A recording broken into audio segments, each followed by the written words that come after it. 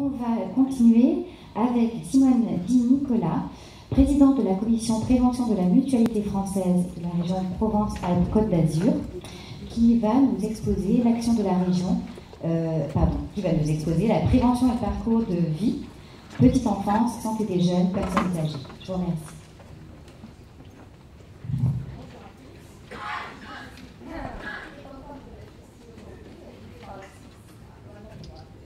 J'ai problème de voix. Donc je suis très contente d'être avec vous aujourd'hui. Cette journée organisée par l'ARCI, c'est vraiment une très bonne idée parce que la prévention entre tous les acteurs, c'est vraiment quelque chose qui est important. Une synergie entre tous, c'est vraiment quelque chose qu'il faut continuer à mettre en place. Alors bon, moi je vous présente la mutualité française. Tout d'abord, quelques rappels de la mutualité française. Je pense que vous devez tous connaître la mutualité, mais voilà, est-ce que ça marche ou pas?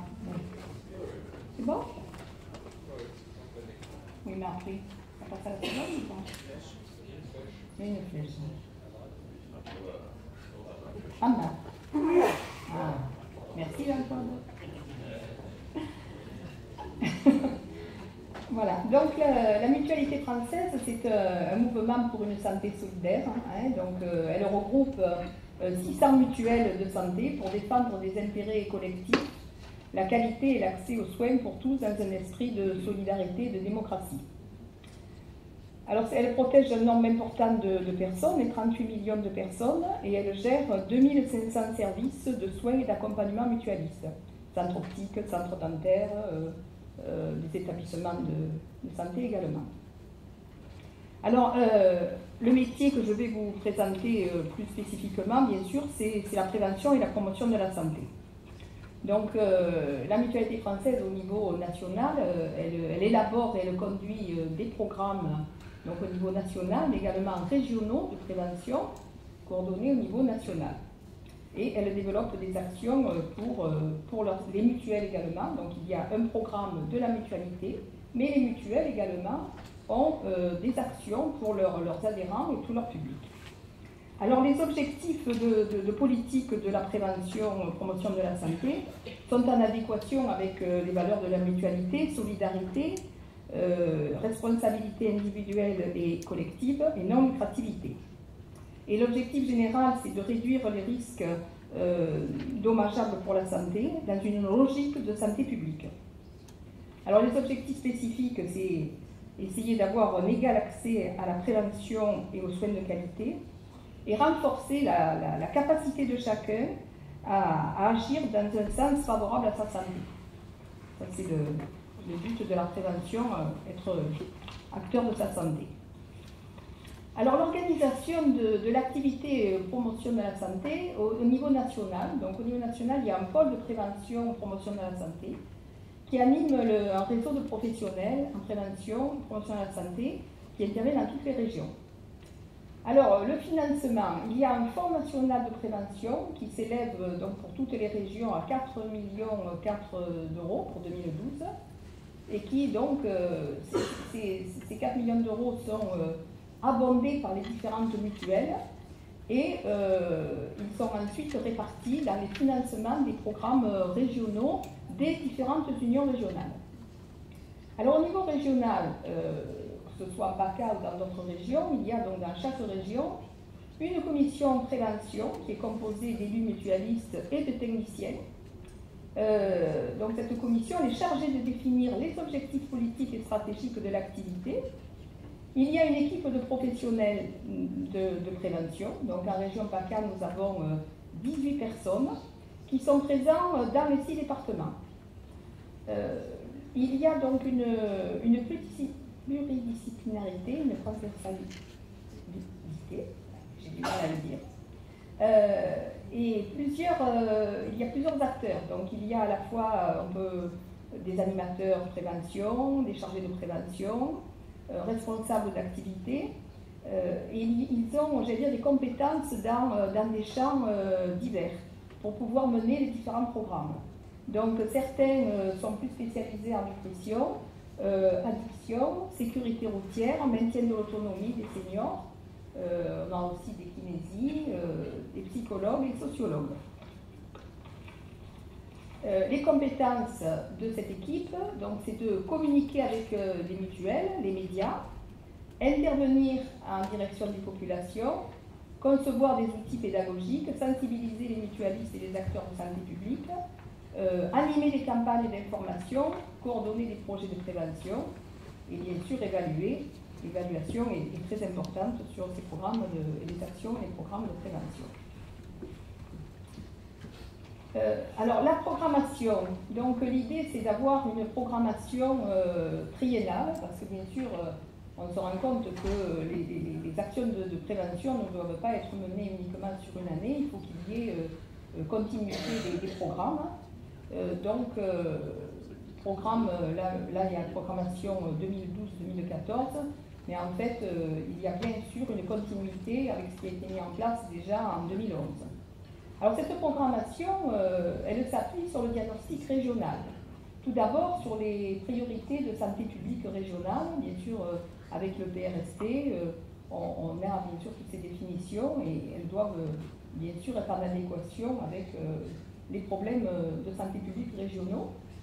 Également, elles doivent être assez proches des territoires. On a vu, ce matin on en parlait encore, qu'il faut vraiment être au plus près des populations, parce qu'en PACA, on a quand même des différences de territoires, et nous avons donc des délégations territoriales dans tous les départements, ce qui permet d'avoir une réponse plus spécifique en fonction de chaque territoire. Il y a également une consultation des mutuelles et des services de soins d'accompagnement pour savoir quels sont les besoins et les orientations des mutuelles en matière de prévention, qui sont bien souvent les mêmes préoccupations que les problèmes de diagnostic régional.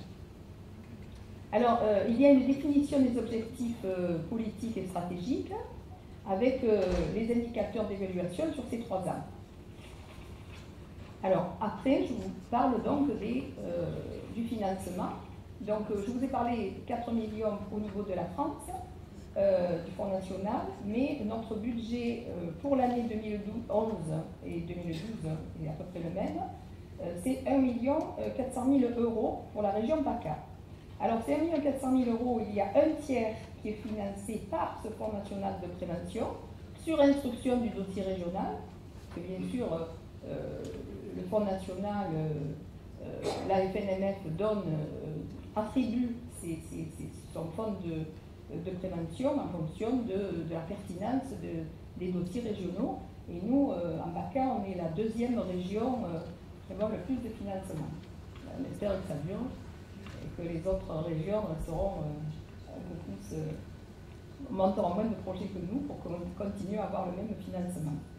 Ensuite, il y a un tiers du financement qui est fait par la cotisation des mutuelles adhérentes, 0,30 centimes par chef de famille en région PACA.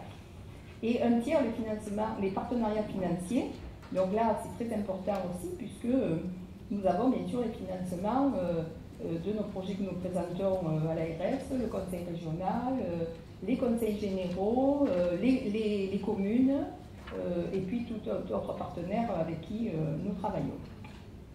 Alors, les axes stratégiques, c'est, je vous disais tout à l'heure, acquisition de comportements favorables à la santé, dans une logique de parcours de vie. On se positionne en tant qu'acteur de santé publique. Et nous accompagnons les mutuelles vers une démarche de prévention. Nous incitons les mutuelles à avoir de plus en plus d'actions de prévention. Et nous collaborons avec les métiers des services de soins d'accompagnement, c'est-à-dire que les services audioprothèses, les services dentaires, pour avoir des spécialistes de ces structures qui interviennent dans nos programmes, ou bien nous mettre des programmes de prévention auprès des publics qui fréquentent ces structures-là. Nous privilégions les partenariats, bien entendu, et une attention particulière nous mettons une attention particulière sur les territoires d'inégalité de santé, essayer de faire un petit peu plus sur ces territoires et sur les publics précaires. Alors les programmes, donc c'est à chaque âge de la vie, ma santé j'y tiens, donc bien sûr parcours de vie, donc des programmes pour la petite enfance, les jeunes, les actifs, les seniors, et les personnes diabétiques. Alors le programme numéro 1, c'est Petite enfance, naître et grandir. Donc celui-là, c'est réduire les inégalités de santé de la petite enfance, qui concerne les enfants de 0 à 6 ans, mais également les parents et les futurs parents. Donc c'est développer des attitudes préventives pour la santé de leurs enfants. Donc là, il y a l'accompagnement des parents. Alors, comme action, on a les gestes de premier secours pour les parents et les futurs parents, même les grands-parents qui participent à ces formations. Formation des professionnels de la petite enfance, eh bien, nous avons des crèches, donc là aussi, les crèches de la mutualité, nous formons des professionnels justement aussi à ces questions de nutrition pour les enfants et également sur les gestes de premier secours. Un autre objectif, c'est informer la population aux enjeux de la vaccination.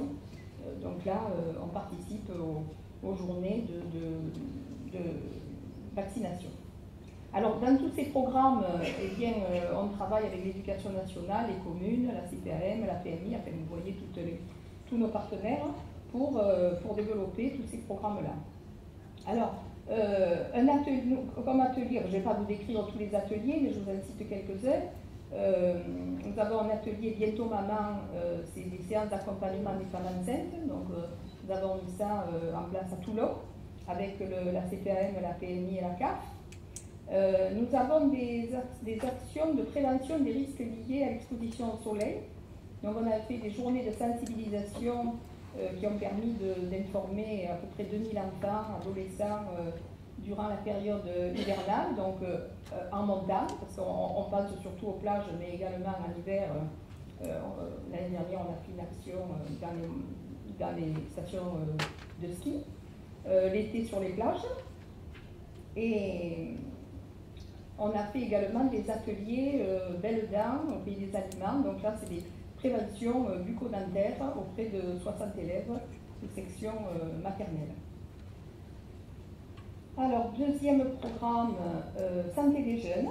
Donc là, c'est contribuer à prévenir les comportements à risque des jeunes et favoriser l'acquisition de compétences favorables à la santé des jeunes. Alors, dans ces programmes, eh bien là, il y a plusieurs thématiques. Alors, une des thématiques, c'est la prévention des addictions. Alors là aussi, dans tous les départements, nous avons développé des ateliers auprès des jeunes dans des collèges. Donc, plusieurs collèges du 05, du 04, du 83. Dans les Alpes-Maritimes, nous avons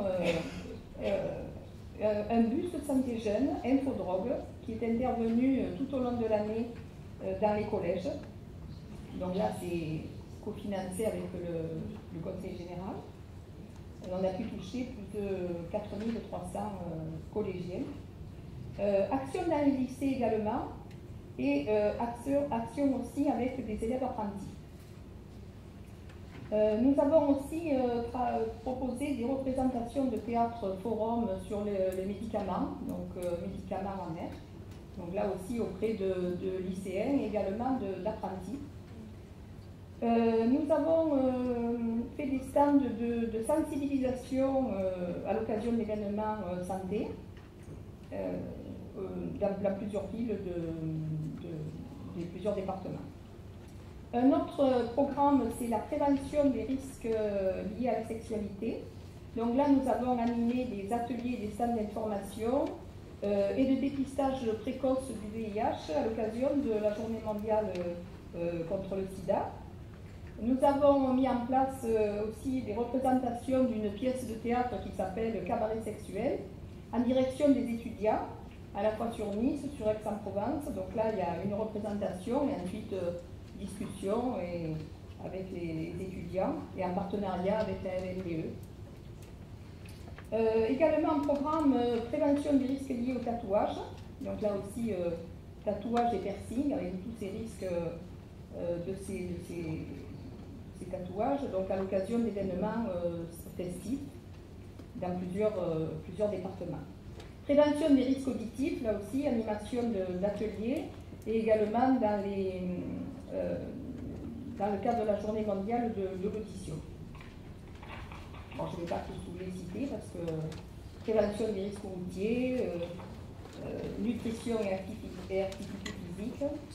On a aussi une action à l'IPSI, interface prévention santé insertion. Donc là, c'est un dispositif de coordination pour l'accès à la prévention du public en situation d'insertion. Donc là, nous avons mis à disposition des outils de prévention et de communication sur des formations pour les référents de santé qui interviennent auprès de ces publics en insertion. Donc outils d'animation pour que les référents puissent s'appuyer sur des supports pour sensibiliser leurs bénéficiaires.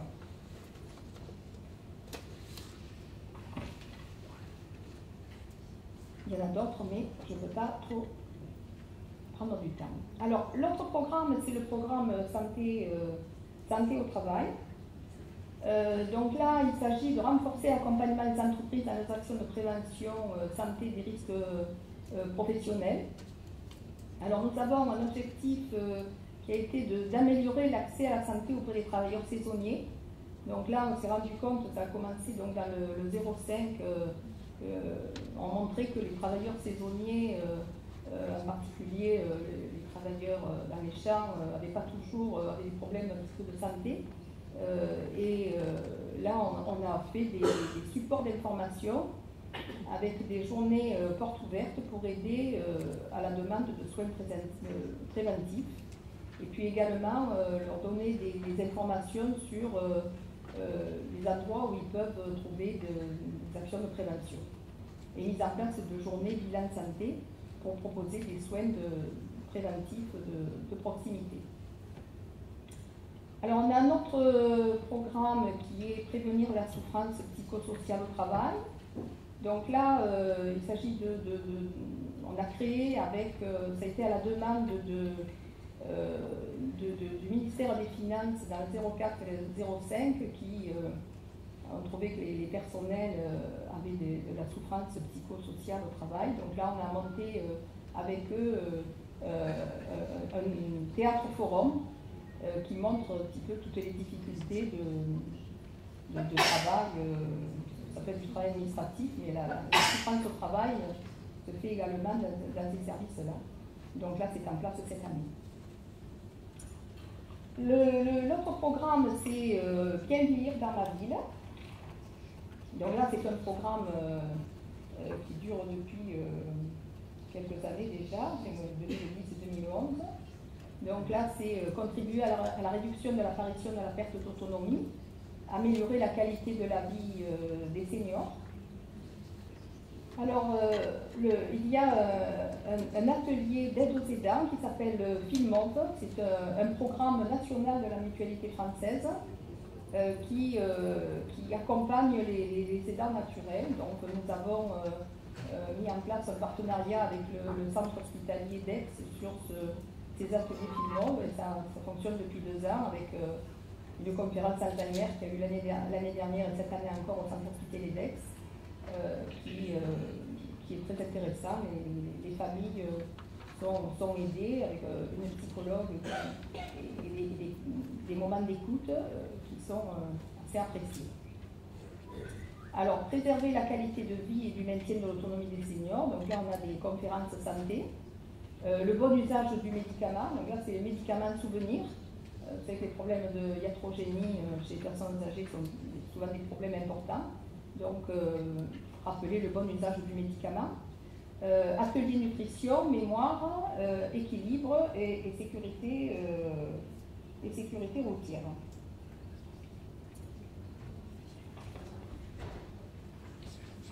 Voilà.